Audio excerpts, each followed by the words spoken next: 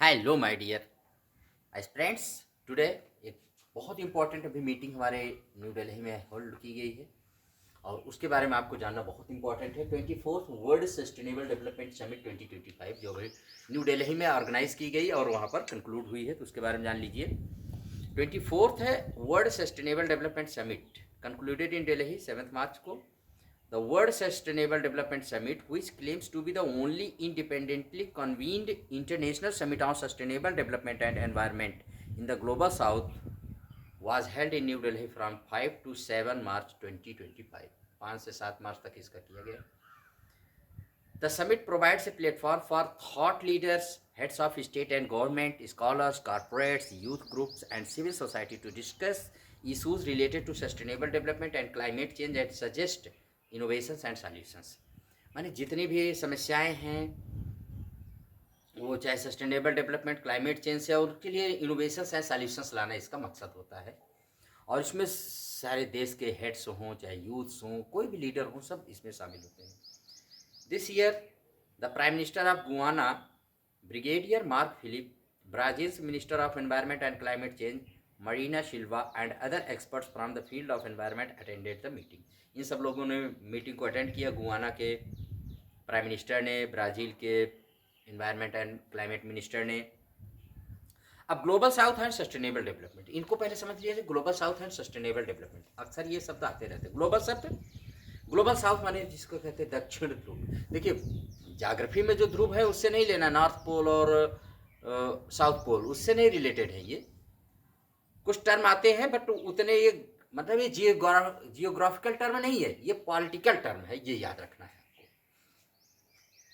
The term global south coined by Karl आग्लेस्बी in 1969 refers to the poor and under developed and developing countries of Asia, Africa and Latin America, excluding south Africa, Singapore, Japan, Australia and New Zealand. ये Karl आग्लेस्बी द्वारा 1969 में गढ़ा गया एक शब्द है, बनाया गया शब्द है ग्लोबल साउथ, जो एशिया, अफ्रीका और लैटिन अमेरिका के उन गरीब, कम विकसित या विकासशील देशों के लिए यूज किया जाता है। लेकिन इन्हीं महाद्वीपों में south Korea, Singapore, Japan, Australia और न्यूजीलैंड के लिए ये शब्द लागू नहीं होता है। अब देखते हैं सस्टेनेबल। तो ग्लोबल साउथ आपके समझ में आ गया होगा। ग्लोबल साउथ शब्द किसने दिया? कार्ल आग्लेस्बी ने। कब दिया? 1969 में। किसको बताता है? गरीब, वंचित, विकासशील देशों के लिए, एशिया, अफ्रीका और लैटिन अमेरिका के देशों के लिए प्रयुक्त किया जाता है। लेकिन उन्हीं में कई देश हैं जिनके लिए शब्द नहीं हो। अब sustainable development refers to the judicious use of natural resources to meet the needs of present generation without compromising the ability of future generations to meet their own needs। Sustainable development जो होता है, present माने वर्तमान पीढ़ी के लोग अपने संसाधनों का ऐसा प्रयोग करें कि आने वाली पीढ़ी के लिए कोई उनके साथ समझौता न करते हुए, माने बड़े ही विवेकपूर्ण उसका प्रयोग करें। ऐसा न करें कि आज यूज कर रहे हैं और कल के लिए छोड़े ही नहीं। ये सस्टेनेबल डेवलपमेंट, जिसे सतत विकास, धारणी विकास, संधारणी विकास, ये सब शब्द दिए गए हैं। ये शब्द आया कहाँ? The term sustainable development was coined by the report our common future. Our common future एक रिपोर्ट आई थी, उसमें सस्टेनेबल डेवलपमेंट के शब्द को गढ़ा गया था। The report was presented by the World Commission on Environment and Development established by the United Nations and chaired by Gro Harlem Brundtland, the former prime minister of Norway. Norway के जो पूर्व प्रधानमंत्री थे ग्रो हार्लेम ब्रंडलैंड, उनके अध्यक्षता में UN Nations के जो world Commission on Environment and development माने है, इस आयोग ने इस एक रिपोर्ट दिया था, आवर कॉमन फ्यूचर। उसी के बाद ये सस्टेनेबल डेवलपमेंट शब्द आया था। तो इसको हमको ध्यान रखना है, याद रखिएगा। यूएन के world Commission on Environment and development commission के द्वारा दिया गया ये माने शब्द था। ठीक है, अब हो गया, हमने समझ लिया ग्लोबल साउथ, हमने समझ लिया सस्टेनेबल डेवलपमेंट। अब हम समझते हैं कि organiser of the world sustainable development summit 2025 का ऑर्गेनाइजर कौन था? तो याद रखिएगा, टेरी, TERY। अभी मैं इसको बाद में बताता हूँ आपको कौन है टेरी। ठीक है, और the first summit was organised in 2000। याद रखना कि पहली समिट इसकी कब हुई थी? 2001 में। और अब की बार कौन सी? 2000 माने 24वीं समिट है किसकी? वर्ल्ड सस्टेनेबल डेवलपमेंट समिट की। उसके बाद है theme.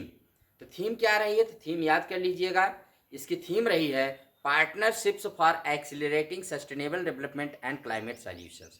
Partnerships for accelerating sustainable development and climate solutions.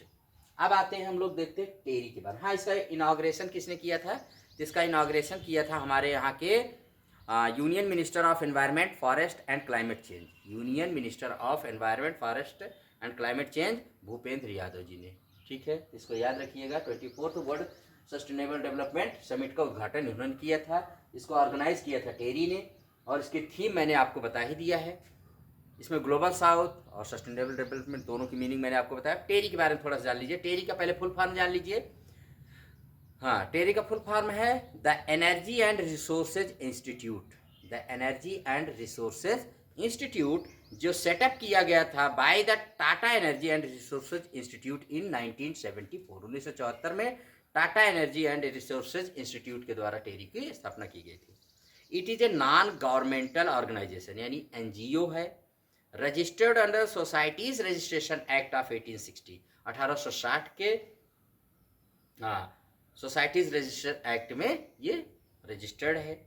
Teres expertise lies in the conducting research in the fields of energy, sustainable development and the environment. Energy, sustainable development and environment के मामले में ये एकदम विशेषज्ञता हासिल है इसको। इन्हीं के बारे में ये रिसर्च करती है, इन्हीं से रिलेटेड ये लाती है सारी न्यूज़।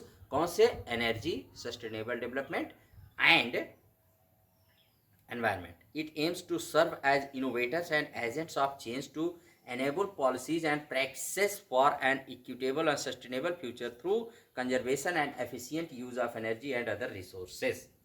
ठीक है, इन सब के बहुत अच्छे से यूज़ करना ये सिखाती है, इनोवेशंस लाती है, सॉल्यूशंस प्रोवाइड करती है। ये टेरी का काम है। इसका हेडक्वार्टर कहाँ है? तो ये है न्यू दिल्ली में।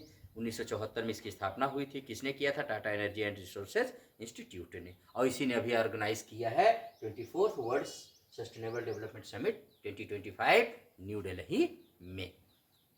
ठीक है, अब इससे अगर रिलेटेड कोई क्वेश्चंस आते हैं तो आप उसको सॉल्व करिएगा। जैसे आएगा कि what was the theme of 24th world sustainable development summit 2025, तो बता दीजिए partnerships for accelerating sustainable development and climate solutions. और कहेगा कि where was the 24th world sustainable development summit 2025 held, तो आप बता दिए न्यू दिल्ली में अभी हुई थी 5 से 7 मार्च 2025 के बीच में। Who organise? तो टेरी ने। टेरी का फुल फॉर्म अगर पूछे, the energy and resources institute. Where is the headquarter of TERI? TERI का हेडक्वार्टर कहाँ है? तो न्यू दिल्ली में है। Who inaugurated? Our environmental minister Bhupendra Yadav inaugurated. ठीक है, ये अब यहीं पर मैं आपको एक थोड़ा सा एमडीजीज एंड एसडीजीज बताऊंगा। देखिए, सस्टेनेबल डेवलपमेंट से ही रिलेटेड या दुनिया की बेहतरी के लिए 2000 में यूएन के द्वारा एक रखा गया एमडीजी, मिलेनियम डेवलपमेंट गोल्स, जो कुछ संख्या में 8 थे 2000 से 2015 तक। उसमें कुछ पूरे हुए, कुछ नहीं हुए।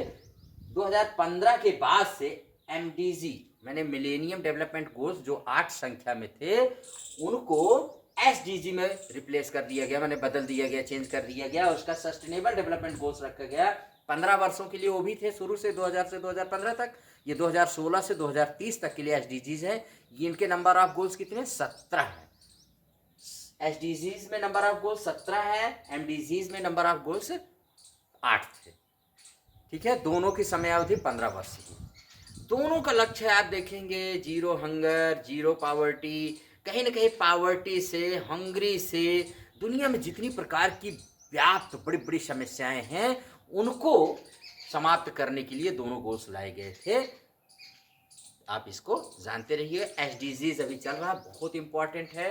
तो एमडीजीज वर्सेस एसडीजीज मैंने आपको दोनों बता दिया है।